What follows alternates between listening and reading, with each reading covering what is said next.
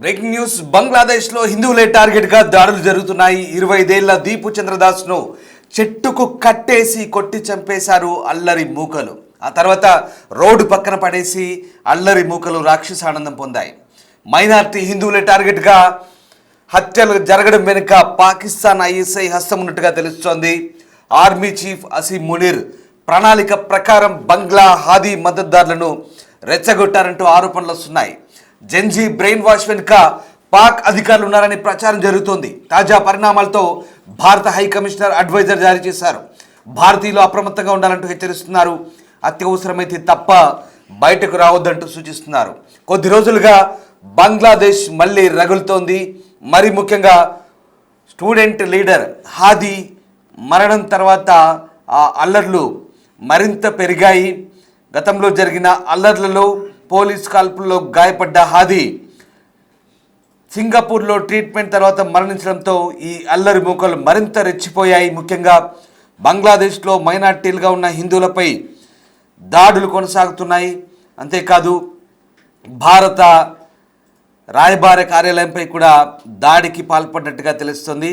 ఇంకంతేకాదు పూర్తిగా ఆ ప్రాంతమంతా కూడా ప్రభుత్వ ఆస్తులు తగలబెట్టారు. అవామీ లీగ్ పార్టీ కార్యకర్తల పై దాడులు జరుగుతున్నాయి. అలాగే అక్కడి ఆఫీసులపై కూడా కార్యాలయాలపై కూడా దాడులు జరుగుతున్న సందర్భం చూస్తున్నాం. అయితే ఇదే సందర్భంలో హిందువులను టార్గెట్ చేసినట్టుగా కనిపిస్తోంది. మరి ముఖ్యంగా ఈ మొత్తం వ్యవహారం వెనుక పాకిస్తాన్ ఆర్మీ చీఫ్ అసీం మునీర్ గారి కుట్ర ఉన్నట్టుగా అర్థమవుతోంది. ఇక్కడ జెన్జీ బ్యాచ్ను రెచ్చగొట్టి వారి మనోభావాలను వారి భావోద్వేగాలతో ఆడుకుంటున్నాడు ఈ అసీం మునీర్. అలాగే Pakistan inter service intelligence ISI సంస్థ, పాకిస్తాన్ ఆర్మీ చీఫ్ కలిసి బంగ్లాదేశ్లో ఆందోళనకారులకు మద్దతు పలుకుతూ వారికి ఫండింగ్ చేస్తూ వారిని రెచ్చగొడుతూ భారత్ పైకి ఉసిగొల్పుతున్నట్టుగా క్లియర్గా అర్థమవుతుంది. బంగ్లాదేశ్ ఉద్యమ నేపథ్యం కనుక చూస్తే పూర్తిగా అక్కడి అల్లర్లు అక్కడి వ్యవహారాలన్నీ కూడా పూర్తిగా అక్కడ ప్రేరేపితమైనవిగా అర్థమవుతుంది. అక్కడ అల్లర్ల వెనుక విదేశీ హస్తం ఉన్నట్టుగా చాలా క్లియర్గా అర్థమవుతుంది. దీంతో బంగ్లాదేశ్ ప్రతి సందర్భంలోనూ భగ్గుమంటుంది. గతేడాది ఆగస్టులో షేక్ హసీనా నేతృత్వంలోని అవామీ లీగ్ ప్రభుత్వాన్ని గద్దెదించిన విద్యార్థుల ఉద్యమంలో కీలక పాత్ర పోషించిన ఇంకిలాబ్ మోంచో యువనేత షరీఫ్ ఉస్మాన్ హాదీ సింగపూర్లోని హాస్పిటల్లో మరణించడంతో అల్లర్లు చెలరేగాయి. మళ్ళీ తాజాగా ఢాకా సహా పలు జిల్లాలు హింసాత్మక ఘటనలతో అట్టుడికిపోతున్నాయి. భారత రాయబార కార్యాలయాల ముందు ఆందోళనకారులు భారీ నిరసనలకు దిగారు. చిట్టగాంగ్లోని అసిస్టెంట్ ఇండియన్ హై కమిషన్ నివాసంపై రాళ్ల వర్షం కురిపించారు. ఢాకాలోని భారత రాయబార కార్యాలయం ముందు బ్యారికేడ్లను తొలగించి లోపలికి చొచ్చుకెళ్లేందుకు ప్రయత్నించారు. పత్రికా కార్యాలయాలను ఆందోళనకారులు ముట్టడించారు. దేశంలోని ప్రధాన పత్రికలైన ప్రథమ్, ఆలో, ది డైలీ స్టార్ భవనాలకు నిప్పటించారు. ఈ ఘటనలో కొందరు పాత్రికేయులు అగ్నికీలలో చిక్కుకుంటే వారిని సైన్యం రక్షించింది. ఆందోళనకారులతో మాట్లాడేందుకు ప్రయత్నించిన new age editor Noorul Kabir పైన దాడి జరిగింది. ఈ పరిణామాలతో దేశంలోని ప్రధాన పత్రికలు శుక్రవారం తమ కార్యకలాపాలను తాత్కాలికంగా నిలిపేశాయి. ఇప్పటికే ధ్వంసమైన బంగ్లాదేశ్ జాతిపిత షేక్ ముజిబుర్ రెహమాన్ ఇంటిపై ఆందోళనకారులు మళ్ళీ దాడి చేశారు. అంతేకాదు రాజ్షాహీలోని అవామీ లీగ్ పార్టీ ఆఫీసును బుల్డోజర్తో నేలమట్టం చేశారు. ఢాకాలోని ప్రముఖ సాంస్కృతిక సంస్థ ఛాయానట్ ప్రాంగణాన్ని ధ్వంసం చేసి నిప్పటించారు. గతేడాది జూలై, ఆగస్టులో విద్యార్థులు ఉద్యమించడంతో షేక్ హసీనా తన ప్రధాని పదవికి రాజీనామా చేసి భారత్కు పారిపోయి వచ్చిన సంగతి తెలిసిందే. తర్వాత మహమ్మద్ యూనిస్ ముఖ్య సలహాదారుడుగా తాత్కాలిక ప్రభుత్వం ఏర్పడిన హింసాత్మక ఘటనలు జరుగుతూనే ఉన్నాయి. ఇక్కడ మహమ్మద్ యూనిస్ అలాగే షేక్ హసీనా ప్రభుత్వం గద్దె దిగిన తర్వాత పూర్తిగా విఫలమయ్యాడనే ఆరోపణలు కూడా వస్తున్నాయి.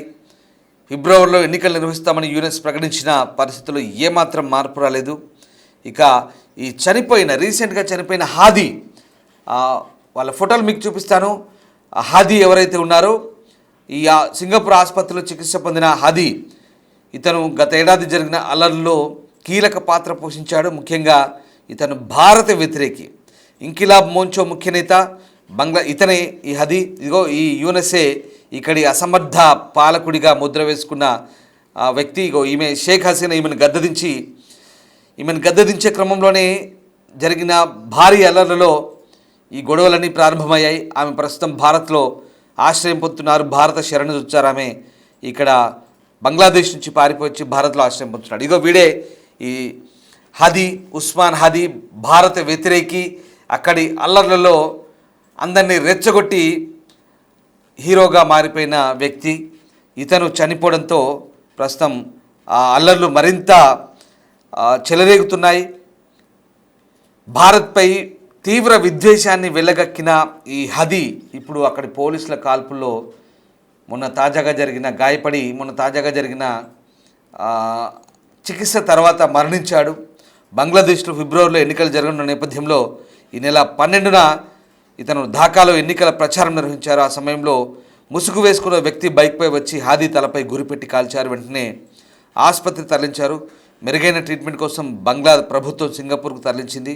గురువారం రాత్రి మరణించాడు. యూనస్ ఈ విషయాన్ని వెల్లడించారు.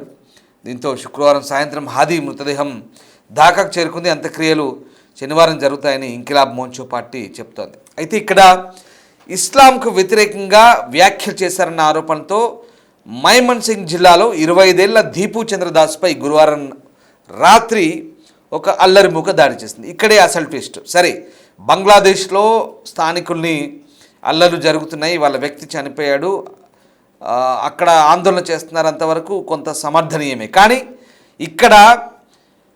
అక్కడ అమాయక హిందువుల్ని, మైనార్టీలైనటువంటి హిందువులపై ఊచకోత జరుగుతోంది.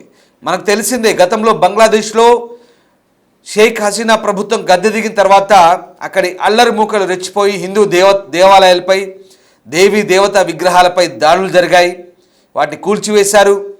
దీని మొత్తం వెనుక పాకిస్తాన్ ఇంటెలిజెన్స్ ISI హస్తం ఉంది. అక్కడి ఆర్మీ చీఫ్ షేక్ మునీర్ హస్తం ఉన్నట్టుగా చాలా క్లియర్గా కనిపిస్తోంది. ఇక్కడ 25 ఏళ్ల దీపు చంద్రదాస్పై రాత్రి గురువారం దాడి చేసి అతను తీవ్రంగా చెట్టుకు కట్టేసి కొట్టి వేలాడదీసి ఉరితీశారు. ఇది మరీ దారుణం. ఇక్కడ మానవ హక్కుల ఉల్లంఘన ఎంత దారుణంగా జరుగుతుందో మనకు అర్థమవుతుంది. తర్వాత రహదారి పక్కన పడేసి పారిపోయారు.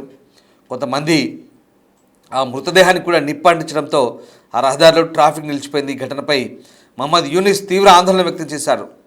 ఈ హీనమైన నేరానికి పాల్పడ్డ వారిని వదిలిపెట్టమన్నారు. పత్రికా ఆఫీసులపై దాడిని ఖండించారు. పాత్రికేయులకు క్షమాపణ చెప్పారు. ప్రజలంతా ఓపిక పట్టాలంటూ, మూకహింసకు దూరంగా ఉండాలంటూ మళ్ళీ సన్నాయి నొక్కులు నొక్కుతున్నారు. ఓ రకంగా వెనకాల నుంచి ప్రోత్సహిస్తూనే మరోవైపు ఈ దాడులను ఖండిస్తున్నట్టుగా ప్రకటిస్తుంటే మనకు పరిస్థితి ఏంటో అర్థమవుతుంది. చూడండి, అల్లరి మూకలు ఎంత రెచ్చిపోతున్నాయో, ఎంత దారుణంగా ప్రవర్తిస్తున్నాయో. దీంతో తాజా పరిణామాల నేపథ్యంలో బంగ్లాదేశ్లోని భారత హైకమిషనర్ ఒక అడ్వైజరీ జారీ చేసింది. భారతీయులంతా అప్రమత్తంగా ఉండాలి. ప్రస్తుతం బంగ్లాదేశ్లో నెలకొన్న పరిస్థితుల దృష్ట్యా ఆ దేశంలో నివసిస్తున్న భారతీయులు, భారత విద్యార్థులు అనవసర ప్రయాణాలు చేయొద్దంటున్నారు. అత్యవసరమైతే తప్ప బయటికి రావద్దు. ఏదైనా ఎమర్జెన్సీ అయితే సహాయం కోసం ఇండియన్ హైకమిషన్, అసిస్టెంట్ హైకమిషన్ కార్యాలయాలను సంప్రదించాలంటూ భారత దౌత్యాధికారులు తమ అడ్వైజర్లో వెల్లడిస్తున్న పరిస్థితి కనబడుతోంది. ఈ పొరుగు దేశం బంగ్లాదేశ్లో అయితే అల్లర్లతో అట్టుడుతుంది. దీంతో ప్రస్తుతం అయితే ఆ ప్రాంతం అంతా కూడా అప్రమత్తంగా ఉండాలంటూ మన భారతీయులకు సూచిస్తున్నారు. ఇక ఈ దీపు చంద్రదాస్కు అతన్ని మరీ కిరాతకంగా చంపారు.